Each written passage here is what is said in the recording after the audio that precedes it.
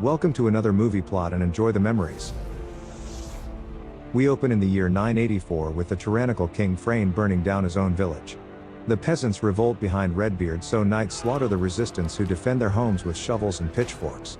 Meanwhile, Prince Einon is being trained in an old code of honor that favors chivalry over whatever the hell his father was taught.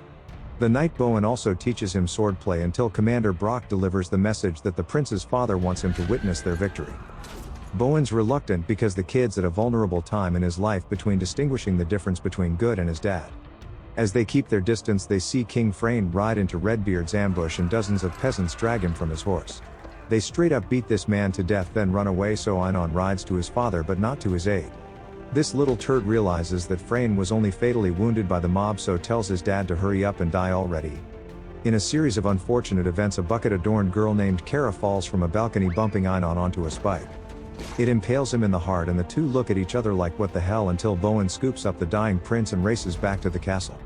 He delivers Einon to his mother, Queen Aislinn, who never really liked her husband anyway but feels some obligation to save her son.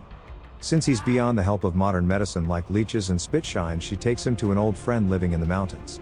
They enter the cave of a dragon whose name is unpronounceable by humans, so he's given the nickname Draco after a constellation. He's reluctant to cure anyone whose father was known as a dragon slayer, but agrees because Einon promises to be a very good boy. It's mostly because his servant Aislinn begs him to rip open his own chestplate and put half of his heart inside Einon. The young prince is saved, so a grateful Bowen promises to come to the dragon's help should he ever need him in the future. The very next scene, Einon has enslaved all of the peasants and forces them to build him a castle, so I guess his promises mean nothing. Redbeard is ordered to have his eyes be burnt out by Brok, but Bowen intervenes and allows a small group of rebels to escape. He chastises Einon for forgetting his vows, but the prince never had any intention of being benevolent and was just lying to appease Bowen. The knight returns to the cave and shouts into the void that he will spend the rest of his life hunting down the dragon for corrupting the prince. We jump forward 12 years to a monk taking a tumble off his donkey because brother Gilbert is a bit drunk. Suddenly a dragon soars overhead, so the villagers hit the deck as Bowen gallops past with a bow in hand hunting the flying lizard. Once slain off-screen, Gilbert offers his services in return for saving his life, but Bowen just wants to get paid the reward money. Lord Felton is a cheapskate, so threatens to have him arrested unless he leaves, when Bowen remarks that at least it's free to travel.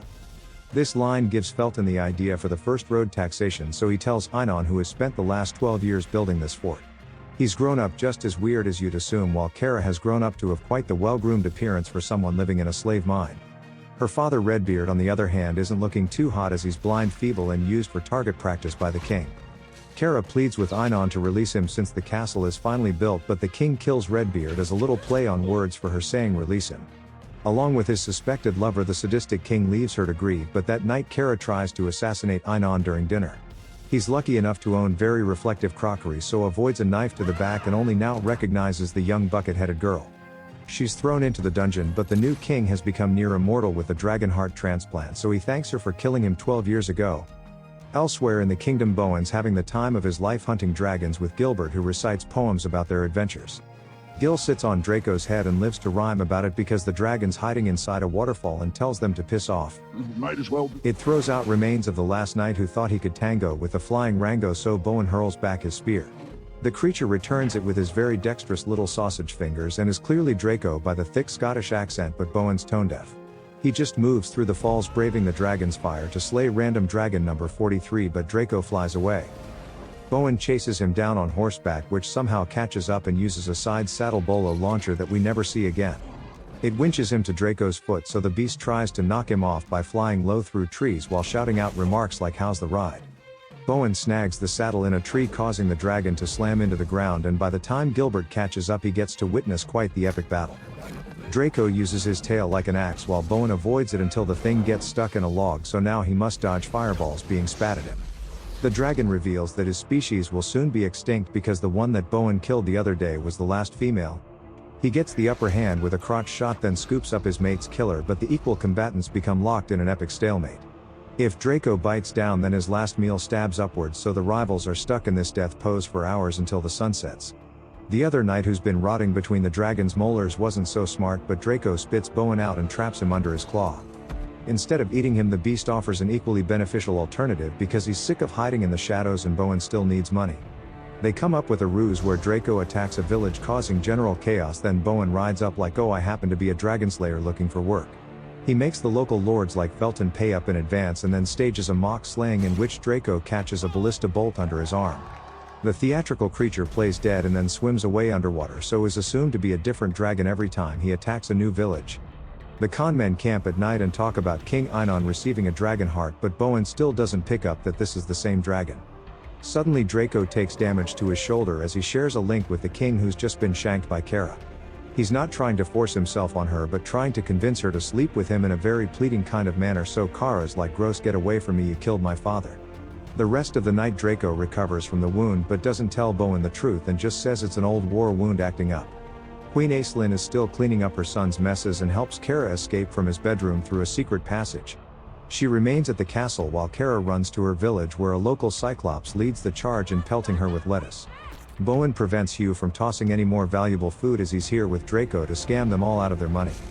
These people have a different idea and sacrifice Kara to the dragon instead, which is a bit of a conundrum.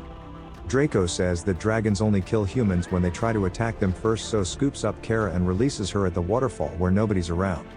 He apologizes for attacking her village when Bowen rides up, so she leaps to the defense of her new scaly friend from the Dragon Slayer. She soon realizes they're in league together as Bowen and Draco argue like an old married couple until the dragon senses danger. He hides when the king's envoy arrives and demands the old mentor gives him back his woman, but that's not really his decision to make. Einon is like, "How dare you use logic against me," and challenges Bowen to a duel, but he's still no match and has a silly haircut. He only wins because Bowen doesn't fight back and is about to kill him when Draco intervenes like, "Remember me?" He pulls back his chest plate to reveal his other half of the DragonHeart as, I guess, some kind of threat, so all the king's men flee. Bowen licks his wounds while moving on to the next village and Kara tries to convince him to lead another rebellion. He says, "No, get away from me," and continues to run his little scam with Draco, so Kara tries to warn the poor victims. What's more credible than a crazy lady with lettuce in her hair is brother Gilbert, who vouches for the Slayer because he almost saw him kill 2 dragons. The scam gets underway, but unfortunately the river is so shallow that Draco isn't able to swim away and just lays there exposed. The peasants want a piece of that juicy dragon meat, but Draco doesn't want to become lunch, so he flies away, revealing their lie. These people are so hungry that they're going to cook all 4 outsiders, so Draco snatches them up and flies away. I probably would have left them the horse, but Draco brings it to King Arthur's grave and vows to defeat Einon for giving him the DragonHeart. Bowen on the other hand refuses leading any rebellion, so remains here to sulk alone while Kara and Gilbert depart with Draco. That night, however, he sees what he thinks is a vision of King Arthur reciting the oath about being chivalrous and all that other knightly stuff. The following day Kara returns home and is about to straight up take a shovel to the face for not leaving the village alone. Bowen saves her to announce he's leading a rebellion and he has the support of everyone who sees a dragon on their side. We get the whole village becoming overnight warriors with 5 minutes of training footage, but Brok learns about the dragon, so he snitches to Einon. Fortunately, Mother knows best and has hired the finest dragon slayers in the land to defend her pipsqueak of a son. The peasants' rebellion charge the king's castle, but then just stand around outside waiting for their siege equipment to arrive. It comes flying down from the sky raining hellfire, so the king's men meet the peasants on the battlefield because it's now safer than the castle. The dragon slayers that Mom hired turn out to be quite the amateurs and kill more of themselves than they land shots on Draco. Bowen and the ill-equipped militia have no intention of meeting Einon in a fair fight and lead his army right into a trap instead. Caught behind a wall of fire and with more peasants on their flank, the king's soldiers are slaughtered in quite the successful ambush. When the king tries to retreat, Gilbert shoots an arrow into his chest, which causes Draco to fall from the sky and get captured by the dragon slayers. Einon's like, "Oh crap," and retreats to the castle where he orders the slayers not to kill Draco but imprison him for all eternity.